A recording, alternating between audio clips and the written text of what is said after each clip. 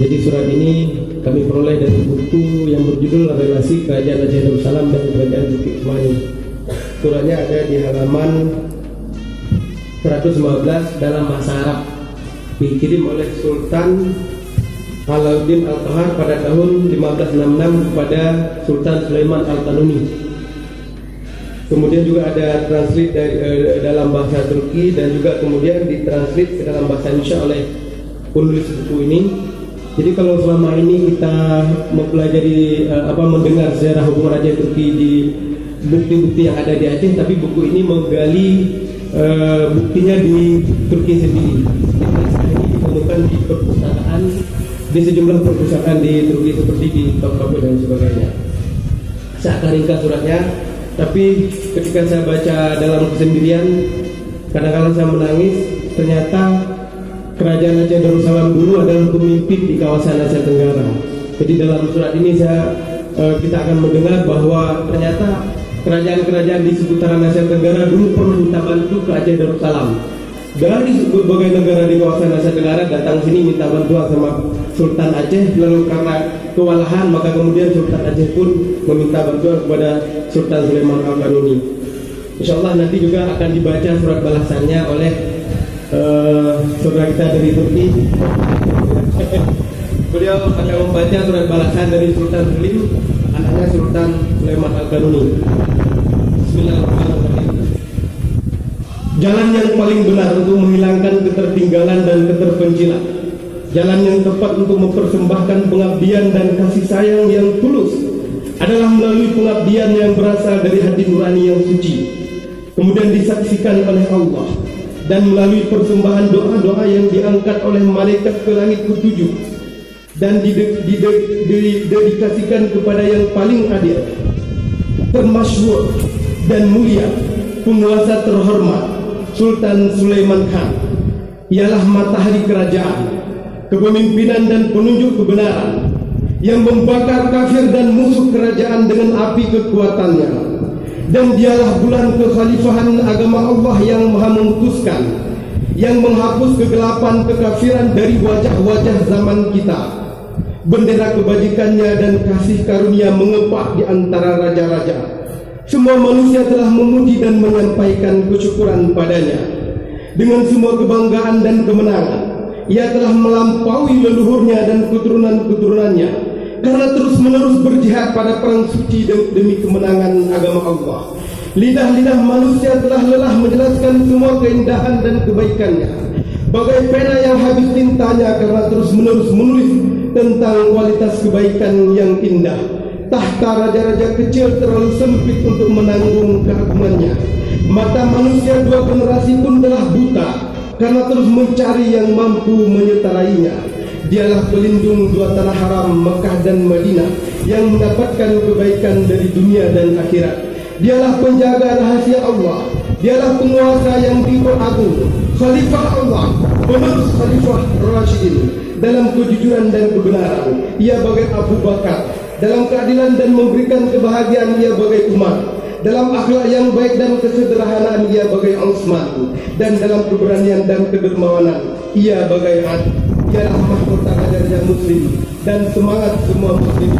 Inilah Allah yang tak kenal takut, pedang Allah yang tak berbelas kasih, kehormatan Allah untuk semua manusia, dan anugerah kemurahan Allah pada mereka yang soleh. Kedermawanannya melimpah di timur dan barat. Dialah perwujudan simbol, pertanda dan nama-nama Tuhan. Jadi ini pengantar pujian Sultan Aceh kepada Sultan Sulaiman Al-Qanuni. Sudah diingatkan penelitian tadi, walaupun surat ini penting sekali, tapi nggak bisa dibaca semuanya. Biar lebih serius. Ya, nanti insya Allah kalau mau difotokopi silakan. Setahu saya ini belum ada yang tadi secara khusus.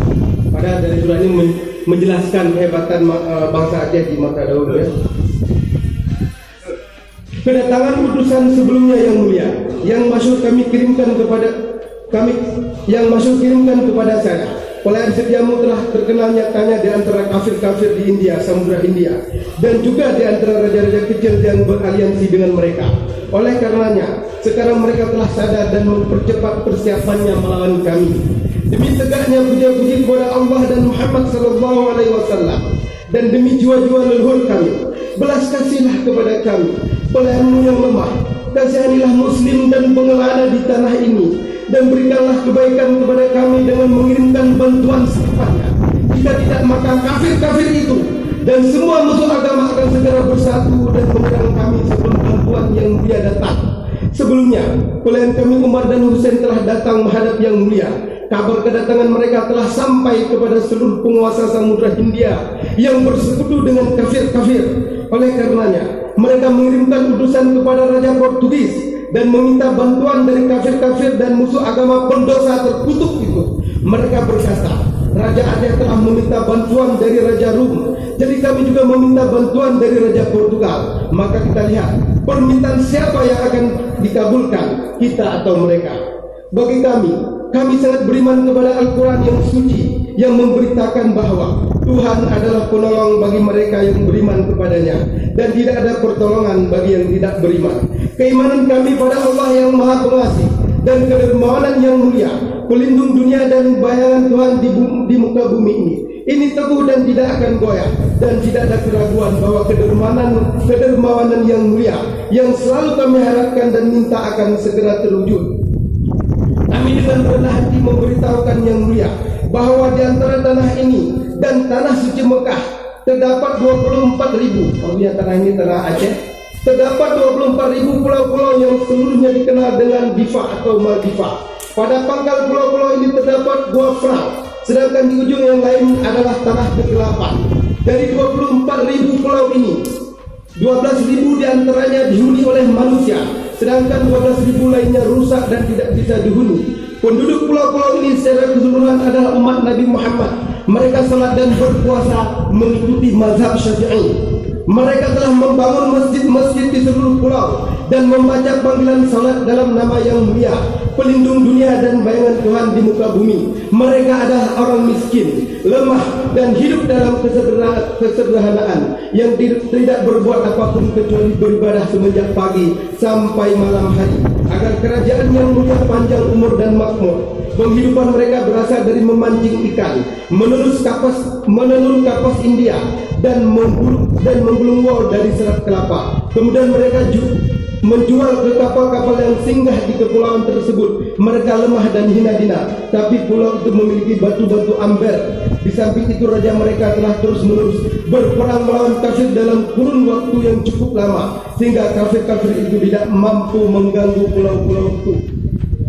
Baru-baru ini, pada tahun 970 Hijriah, sebuah armada besar musuh Islam lagi-lagi menyerang kerajaan, dan kali ini cukup melemahkan kondisi rajanya sampai ia harus melarikan diri ke arah Mekah bersamaan dengan semua keluarganya. Karena sudah pada akhir musim pelayaran, dia hanya sampai sejauh Mocha dan Aden, kemudian menetap di sana dalam kesengsaraan di bawah panji kerajaan yang mulia, pelindung dunia. Saat itu lautan di sekitar pulau-pulau tersebut telah dikuasai oleh kafir terkutuk itu, yang setiap tahunnya menindas dengan memaksa orang-orang yang lemah untuk memasukkan 24.000 kantor tali ke kapal-kapal mereka. Nah, ini sedikit pemahaman. Nah, kemudian ada juga cerita lainnya. Kami juga ingin memberitahukan kepada yang mulia bahwa penguasa Ceylon adalah seorang penguasa kafir. Di daerah ini juga terdapat bahan tambang permata, di mana rumah-rumah masyarakat akan bersinar karena keindahan batu permata tersebut, hingga mereka tidak memerlukan batu bakar. Penguasa Jalicun adalah seorang penguasa kafir yang terkenal juga.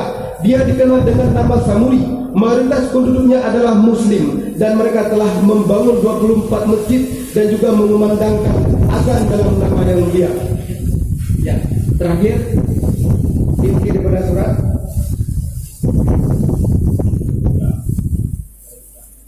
Satu menit lagi ya.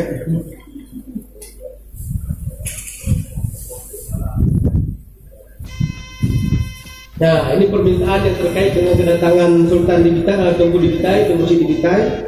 Kami juga meminta agar semua pelayan yang dikirimkan bersamanya agar diperintahkan taat kepada kami ketika mereka tiba di sini dan tidak menantang kami dalam bentuk apapun.